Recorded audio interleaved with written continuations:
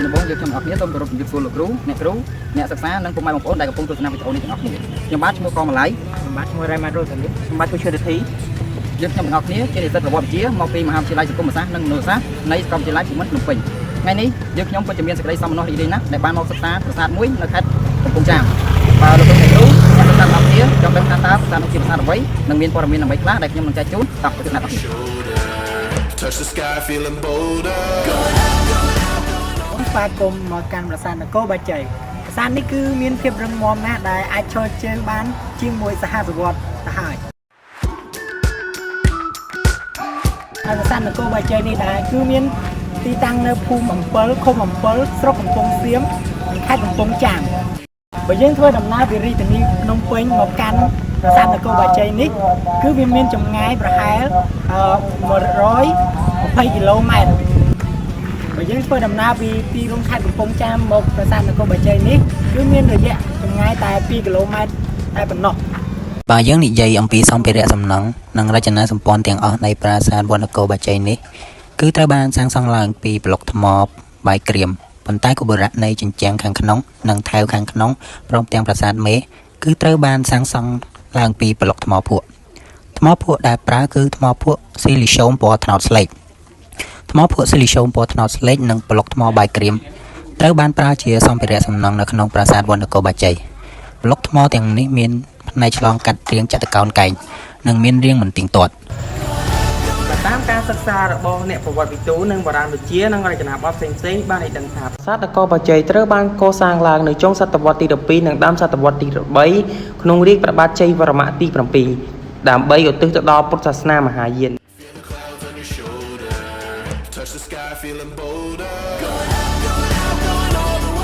នៅក្នុងរាជការរបស់ព្រះអង្គតែងតែកសាងប្រាសាទដែលមានលក្ខណៈប្លែកពីរាជការស្ដេចអង្គមុន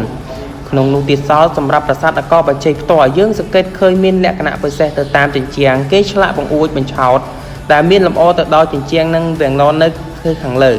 ក្រៅពីនោះទៀតដូចជារូបលម្អគ្រុឌនាគនិងបង្កាន់ដៃច្រកចូលនៅទិសខាងកើតជាដើម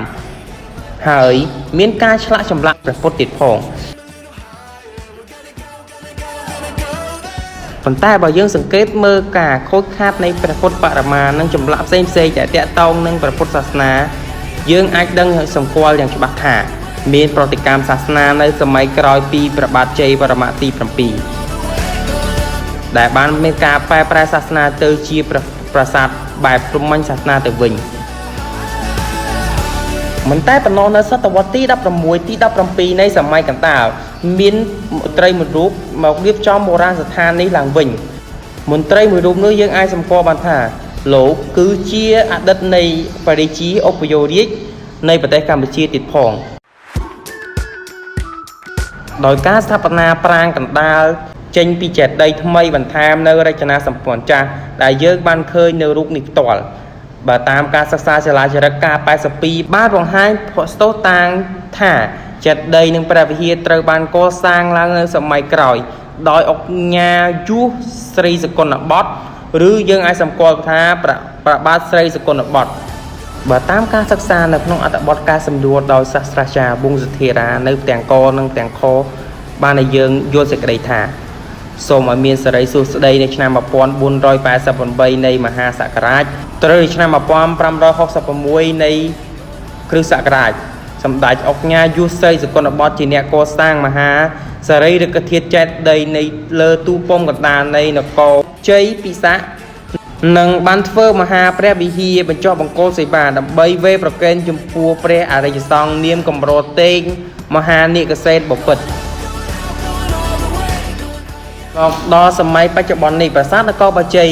គឺជាទីសក្ការៈបូជារៀបចំព្រះពុទ្ធសាសនាដល់ពុទ្ធបរិស័ទចំណុះជើងវត្តនិងភ្ញៀវទេសចរមកទស្សនាជាហូរហែ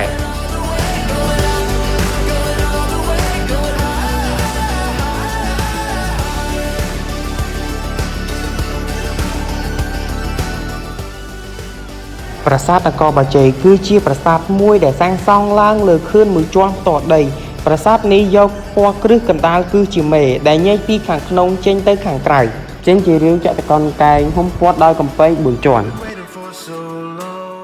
នៅត្រង់កំពែងខាងក្រៅជាន់ទី4បានបាត់បង់រូបរាងដើមស្ទើរតែទាំងស្រុងនៅសល់តែថ្មបាយក្រៀមបាក់បែកនៅតាមដងសងខាងផ្លូវនៃច្រកចូលទិសខាងកើតប៉ុណ្ណោះនៅត្រង់កំពែងជាន់ទី3និងជាន់ទី2បន្សល់រូបរាងដើមស្ទើរតែទាំងស្រុងជាពិសេសត្រង់គោបរៈទាំងសងខាងដែលមានលក្ខណៈពេញលេញ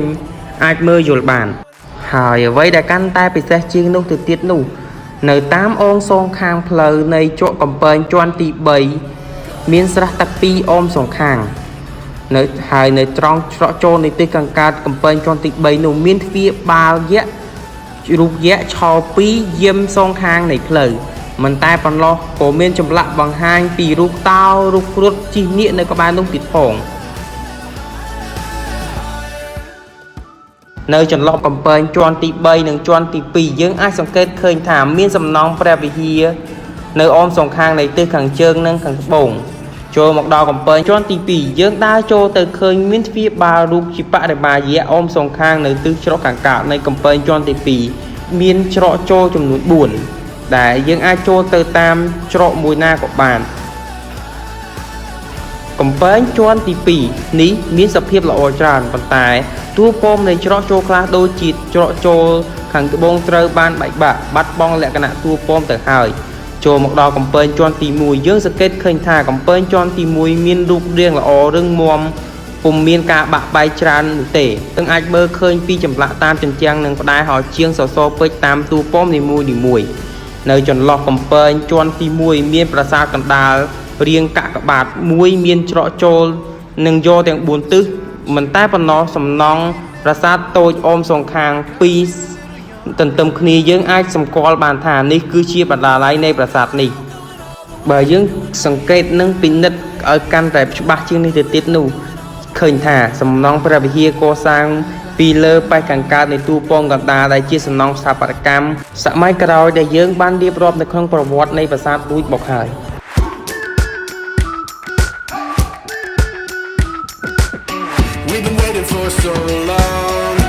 ជំរាបសួរលោកគ្រូអ្នកគ្រូនិងអ្នកកំពុងទស្សនាទាំងអស់គ្នាបន្ទាប់ពីបានស្ដាប់ការបកស្រាយទាក់ទងទៅនឹងទីតាំងភូមិសាស្ត្រប្រវត្តិក៏ដូចជាប្លង់នៃប្រាសាទនេះរួចហើយ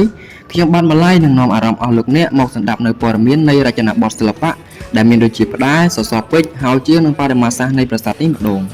ទី1ទាក់ទងទៅនឹងផ្តែរនៃប្រាសាទនគរបាជ័យប្រាសាទនគរបាជ័យបើយើងសិក្សាលម្អិតទៅឃើញថាមានផ្តែរ4ប្រភេទដែលអាចឲ្យយើងបែងចែកដាច់ដោយឡែកពីគ្នាផ្តែរប្រភេទទី1ដែលនេះមានបន្ទាត់ធ្នូជាទម្រង់កម្រងមេឈើដែលមានលម្អទៅដោយក្បាច់ស្លឹកឈើរាងដូចទំពក់យ៉ាងប្រណិតនៅទាំងផ្នែកខាងលើនិងផ្នែកខាងក្រោមអ្វីដែលគួរឲ្យកត់សម្គាល់ទៀតនោះគឺថាមានរំយោលធំខណ្ឌនៅត្រង់ចំណុច1/4នៃកម្រងមេឈើដែលនេះគឺជាការបន្តមរតកតាំងពីរចនាបថបាពួននិងអង្គរវត្តមកម្លេះចំណុចដែលទាក់ទាញបំផុតនៃផ្តែរនេះគឺស្ថិតនៅត្រង់ចំណុចកណ្ដាលយើងសង្កេតឃើញថាកម្រងមេឈើមានរាងកោងចុះក្រោមខ្លាំងជាងមុនរហូតធ្វើឲ្យមាត់របស់ព្រះកាធ្លាក់មកដល់គែមខាងក្រោមនៃផ្តែរតែម្ដងលក្ខណៈពិសេសដាច់ដោយឡែកមួយទៀតនៃរចនាបថបាយ័នគឺព្រះកានិយមមានចង្កូមធំនៅត្រង់គែមមាត់សងខាងដែលបន្ថែមនូវភាពអស្ចារ្យនិងអំណាចដល់រូបចម្លាក់នេះនៅពីលើក្បាលព្រះកានេះវិញគេតែងតែឆ្លាក់ជារូបចម្លាក់ទេពផ្សេងៗហើយបើផ្អែកតាមប្រវត្តិសាស្ត្រនៃសម័យកាលនោះចម្លាក់រឿងឬទេពទាំងនេះគឺភាគច្រើនទាក់ទងទៅនឹងព្រះពុទ្ធសាសនាមហាយានចូលមកដល់ផ្តែរក្រុមទី2ផ្តែរក្រុមទី2គឺជាផ្តែរដែលមិនបន្តធ្វើឬទទួលឥទ្ធិពលពីរចនាបថមុនពោលគឺគេឈប់ធ្វើក្បាច់កម្រងមេឈើជារាងដូចដងធ្នូទៀតហើយដោយបដូរមកវិញធ្វើជារាងចង្វាយដែលនៅក្នុងរង្វង់ក្បាច់ចង្វាយនោះមានលម្អរូបបុគ្គលនេះគឺជាលក្ខណៈពិសេសមួយរបស់ផ្តែរក្នុងរចនាបថបាយ័នចំណែកចំណុចពិសេសទី2នោះគឺចំកណ្ដាលកម្រងមេឈើមានការកោងចុះក្រោមខ្លាំងជាងមុនហើយមាត់ព្រះកាលក៏ធ្លាក់ដល់គែមក្រោមផងដែរក្នុងនោះយើងឃើញថាព្រះកាលមានចង្កូមត្រង់គែមមាត់ដែលជាលក្ខណៈពិសេសនៅក្នុងរចនាបថបាយ័ននៅលើព្រះកាលមានចម្លាក់រឿងចម្លាក់នោះភាគច្រើនជារឿងបែបព្រះពុទ្ធសាសនាមហាយានមិនតែប៉ុណ្ណោះនៅលើក្បាច់ចង្វាយមូលមានលម្អក្បាច់ស្លឹកឈើបញ្ឈរឡើងលើទៀតផងចូលមកដល់ផ្តែរក្រុមទី3ជាផ្តែរនៃចម្លាក់រឿងសុទ្ធសាធដែលវាដូចគ្នាទៅនឹងផ្តែរនៃរចនាបថបាពួននិងអង្គរវត្តដែរបើយើងមើលទៅពោលគឺពុំមានក្បាច់ស្លឹកឈើ កម្រងមេឈើអ្វីនោះទេនៅក្នុងការចំណាំនិងការបែងចែកពីរចនាបថបាពួននិងអង្គរវត្តដើម្បីកុំឲ្យច្រឡំគ្នានោះគឺយើងផ្ដោតសំខាន់ទៅលើចំណុចសំខាន់ពីរទី1នោះគឺផ្តែររឿងដែលផ្តែររឿងនៅក្នុងរចនាបថបាយ័ននេះភាគច្រើនគេឆ្លាក់រឿងបែបព្រះពុទ្ធសាសនាមហាយានចំណុចទី2គឺគេសង្កេតទៅលើបដិមាឬចម្លាក់ដែលមាននៅក្នុងផ្តែរនេះដោយផ្ដោតទៅលើការស្លៀកពាក់ការតុបតែងទម្រង់មុខនិងដងខ្លួនជាដើមចូលមកដល់ផ្តែរក្រុមចុងក្រោយនៃប្រាសាទនគរបាជ័យគឺផ្តែរក្រុមទី4ផ្តែរក្រុមទី4ត្រូវបានគេចាត់ទុកថាជាផ្តែរដែលមានលក្ខណៈពិសេសជាងគេនៅក្នុងរចនាបថបាយ័នដោយនៅក្នុងផ្តែរនេះយើងឃើញថាមានការឆ្លាក់នៅព្រះពុទ្ធរូបចំនួន5ព្រះអង្គរាយគ្នាជាលក្ខណៈពិសេសមួយដែលពុំធ្លាប់មានពីមុនមក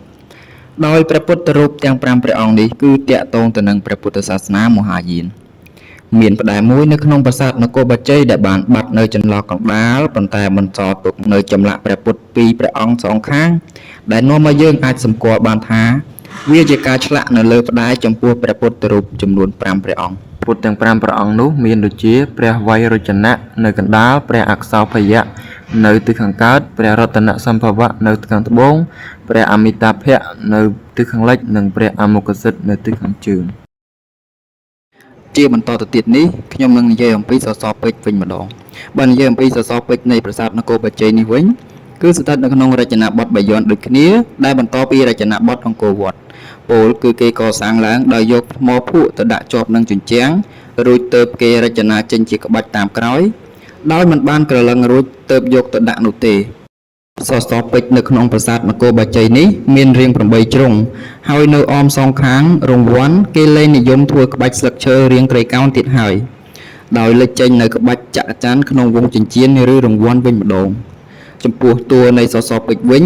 យើងឃើញថាក្បាច់រង្វាន់មានសភាពនិងទំហំស្មើៗគ្នាធ្វើឲ្យយើងលែងអាចកំណត់សម្គាល់នៅផ្នែក1/2 1/4 និង1/8នៃសសរពេជ្របានទៀតហើយ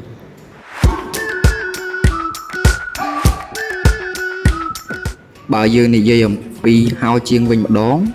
នៅប្រាសាទនគរបាជ័យនេះហោជាងគឺស្ថិតនៅក្នុងរចនាបថបាយ័នដែលបន្តពីរចនាបថអង្គរដដែលដែលនៅក្នុងផ្ទៃហោជាងគេនិយមឆ្លាក់តាក់ទងទៅនឹងទេពនៅក្នុងព្រះពុទ្ធសាសនាមហាយានហើយមួយទៀតនោះយើងសង្កេតមើលទៅលើធ្នឹមបញ្ឆោតមានរាងកាច់ជាជម្រេលចូលទៅក្រោមមកដែលខុសពីរចនាបថអង្គរវត្តហើយយើងឃើញថានៅលើដងក្តារធ្វើជារាងពុតចុះក្រោមហើយកាច់ចេញក្រៅហើយកន្លែងដែលកាច់ចេញក្រៅផ្នែកខាងក្នុងយើងឃើញមានការបញ្ចុចចូលក្នុងបន្តិចហើយនៅលើដងក្តារយើងឃើញមានក្បាច់ស្លឹកឈើដែលគេដាក់ពីលើដងក្តារមានសន្តានស្រួចៗឡើងលើចំណែកចំណុចនៅចុងដងក្តាររចនាដោយរូបមកខ្ជានាគ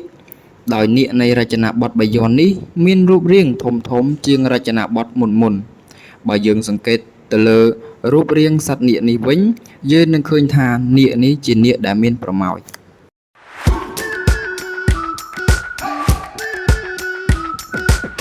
We've been waiting for so long. We've been waiting for this time to begin. We ain't getting any older. I kinda feel a little younger. មិនតែប៉ុណ្ណោះសសរផ្អោបក៏ជារចនាបថសិល្បៈមួយដែលមានភាពលេចធ្លោក្នុងការលម្អទៅកាន់សសរពេជ្រផ្តែរនិងហោជាងឲ្យកាន់តែមានសោភ័ណភាពកាន់តែស្រស់ត្រកាលសសរផ្អោបមានឆ្លាក់ក្បាច់ផ្កាយ៉ាងស្រស់ស្អាតនិងមានចម្លាក់ទេពផ្សេងៗផងដែរបើយើងនិយាយអំពីចម្លាក់នៅប្រាសាទនគរបាជ័យវិញគឺស្ថិតក្នុងរចនាបថបាយ័នហើយភាគច្រើនជាចម្លាក់បែបព្រះពុទ្ធសាសនាមហាយានប៉ុន្តែបើក្រឡេកទៅមើលលក្ខណៈពិសេសមួយវិញទៀតនោះគឺរូបអប្សរាទេពស្រីដែលនៅតាមជញ្ជាំងនៃតួប៉មកុបរៈនីមួយៗនិងតាមប្រាសាទកណ្ដាលជាប្រាសាទមេនោះវិញឃើញថាបានជះរូបសម្រស់យ៉ាងស្រស់ត្រកាលចម្លាក់ភាគច្រើនមានទម្រង់មុខគៀនខ្លាចិញ្ចើមដាច់ពីគ្នាភ្នែកបិទច្រមុះស្រួចនិងមានមាត់ញញឹមស្ងប់បែបបាយ័នចម្លាក់ទាំងនោះគេនិយមសាងសង់មកុដជាកំពូល3ប៉ុន្តែក៏ឃើញមានកំពូលមួយដែរមកុដទាំងនោះធ្វើឡើងជារាងសាជីមិនសូវស្រួចប៉ុន្មានទេលម្អទៅដោយស្រទាប់ផ្កាឈូកជាថ្នាក់ត្រួតលើគ្នារីឯក្បាំងមកុដលម្អដោយក្បាច់តូចល្អិតចំពោះការស្លៀកសម្លៀកបំពាក់វិញទេពប្រុសស្លៀកសំពត់ក្បិនខ្លីជាងមុនត្រឹមភ្លៅលម្អខ្សែក្រវ៉ាត់ធំ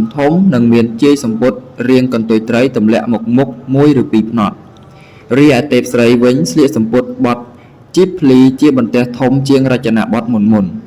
ក្រៅពីការប្រើប្រាស់សំពត់ទេពស្រីក៏មានការក្រងសក់ចេញជារូបរាងផ្សេងៗផងដែររីឯកាយវិការដៃវិញគឺដៃស្ដាំព័ទ្ធទៅខាងលើដៃឆ្វេងដាក់កោងចុះក្រោមត្រឹមពោះឬក៏សំយងទៅក្រោមចម្លាក់និងបដិមាទាំងអស់នេះឃើញមានលម្អគ្រឿងអលង្ការដែលមានដូចជាកងដៃកងជើងក្រវិលសារ៉ោមកខ្សែក្រវ៉ាត់ដែលលម្អទៅដោយរំយោលស្លឹកឈើសំយងចុះក្រោមមិនតែប៉ុណ្ណោះយើងសង្កេតឃើញថាមានបដិមាពីរអង្គដែលជាអវលោកេទេសវរៈមួយអង្គនិងមួយអង្គទៀតជាព្រះវិស្ណុដែលយើងអាចសម្គាល់បានថាសុទ្ធតែជាបដិមាដែលបានសាងសង់ឡើងនៅសម័យក្រោយតែប៉ុណ្ណោះបើយើងមើលទៅលើចម្លាក់នៃប្រាសាទនគរបាជ័យនេះមានដៃដងខ្លួនមុខក្បាលស័ក្តិសមនឹងគ្នាដោយឡែកជើងរាងធំបន្តិចដែលជាលក្ខណៈក្នុងការសាងសង់ដើម្បីរក្សាឲ្យបដិមាឬចម្លាក់នេះមានភាពគង់វង្សមិនងាយបាក់បែក Embrace the day. The sun is out, won't go away. Feel the clouds on your shoulder.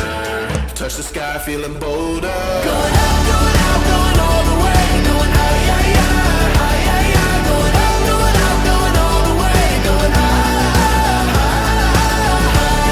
Going all the way, going up, going all the way, going up, going all the way, going high.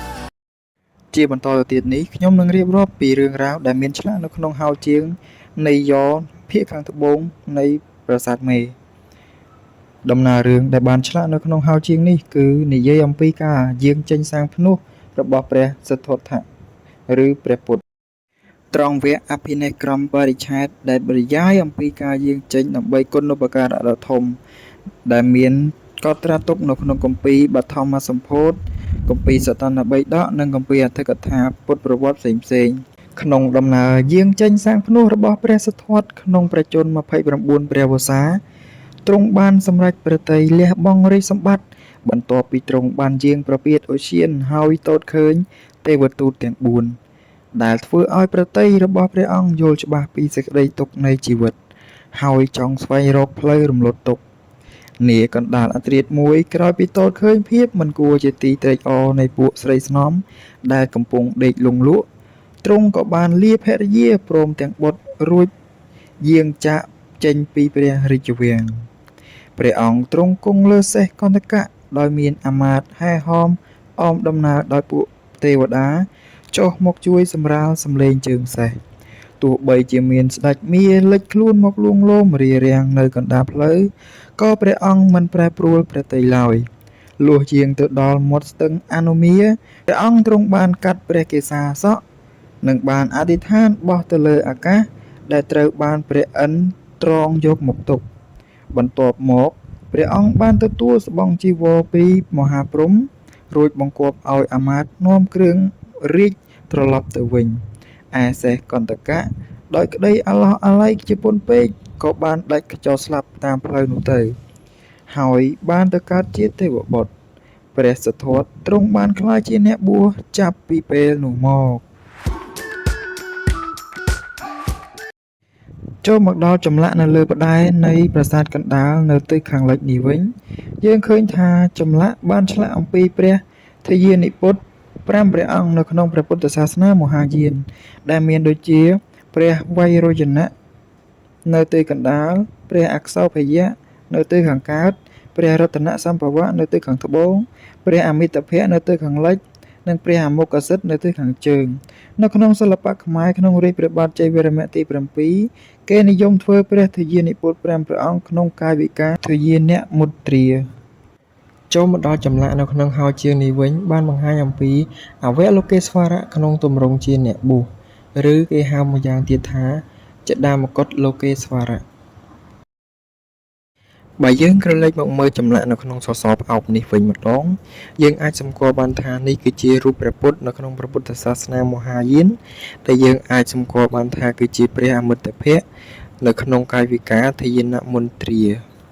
រឿងព្រេងដែលតាក់ទងនឹងប្រាសាទវណ្ណកោបាជ័យនេះ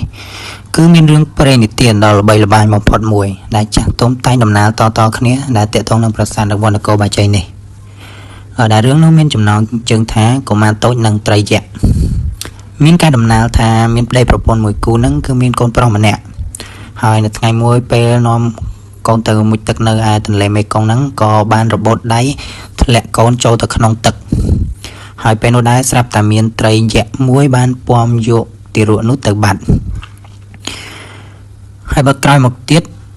ត្រីយក្សនោះគឺត្រូវបានអ្នកនេសាទចិនចាប់បានហើយក៏បានយកទៅថ្វាយឲ្យស្ដេចចិនពេលដែលវះពោះត្រីនោះមើលគឺស្រាប់តែឃើញទារកនោះនៅរស់ហើយមានរូបរាងល្អទើបស្ដេចយកធ្វើជាព្រះរាជបុត្រចិញ្ចឹម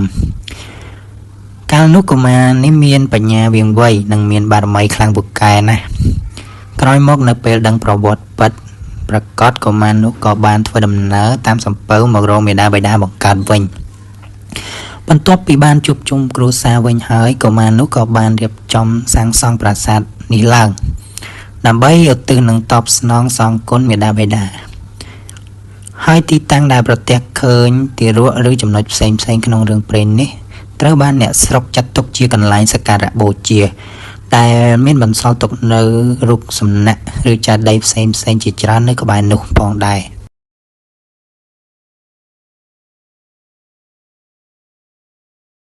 ប្រាសាទនគរបាជ័យគឺជាទិដ្ឋភាពវប្បធម៌ទេសចរនិងប្រវត្តិសាស្ត្រនិងទីតាំងភូមិសាស្ត្រដ៏សំខាន់មួយនៃខេត្តកំពង់ចាមដែលពឹងផ្អែកលើវត្តសាស្ត្រប្រាសាទនេះកសាងឡើងក្នុងចុងសតវត្សទី12ក្នុងរជ្ជកាលរបស់ព្រះបាទជ័យវរ្ម័នទី7ក្នុងគោលបំណងឧទ្ទិសដល់ពុទ្ធសាសនាមហាយានចំពោះប្លង់នៃប្រាសាទវិញមានលក្ខណៈជាកំពែងព័ទ្ធជុំវិញជាជាន់មានរចនាសម្ព័ន្ធនិងរបៀបរៀបរយយ៉ាងច្បាស់លាស់សំណង់ប្រាសាទនេះប្រើប្រាស់សម្ភារៈដូចជាថ្មភក់ថ្មបាយក្រៀមដែលឆ្លុះបញ្ចាំងពីភាពរឹងមាំនិងរចនាបថនៃសិល្បៈប្រសិនបើពិនិត្យមើលស្ថាបត្យកម្មលម្អលម្អិតវិញប្រាសាទនគរបាជ័យមានលក្ខណៈពិសេសត្រង់ថាប្រាសាទពេជ្រដែលមានរាងជុងនិងវ័នធំប៉ុនគ្នានៅផ្នែកខាងក្តៅវិញមានលក្ខណៈបែងចែកបង្ហាញអំពីទម្រង់សិល្បៈចំនួន4គឺទី1បាពួននិងអង្គរវត្តទី2ចង្វាលមូលទី3ចម្លាក់រឿងទី4ចម្លាក់រូបព្រះពុទ្ធរូបជាមួយគ្នានេះដែរផ្នែកហោជាងនិងចម្លាក់មានការឆ្លាក់ក្បាច់រឿងរ៉ាវយ៉ាងរស់រវើកបង្ហាញពីជំនឿសាសនាព្រឹត្តិការណ៍ផ្សេងៗនិងចម្លាក់វិញមានរូបអប្សរាជាទម្រង់ឈរទន់ភ្លុំចម្លាក់សត្វតោយក្សគ្រុឌនិងនាគឈរយាមតាមនៅតាមច្រកនៃប្រាសាទយ៉ាងអង់អាចតែធ្វើឲ្យប្រាសាទនេះគឺជាមរតកសិល្បៈដ៏អស្ចារ្យក្នុងសតវត្សទី2និងជាស្ថាបត្យកម្មដ៏មានតម្លៃមិនអាចកាត់ថ្លៃបាននៃខេត្តកំពង់ចាម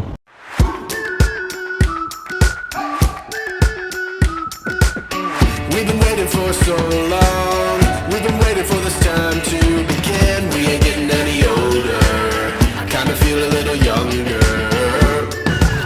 ជាចុងក្រោយក្រុមយើងខ្ញុំសូមខន្តីអភ័យទោសរកកំហុសខុសឆ្គងដែលកើតឡើងដោយអចេតនា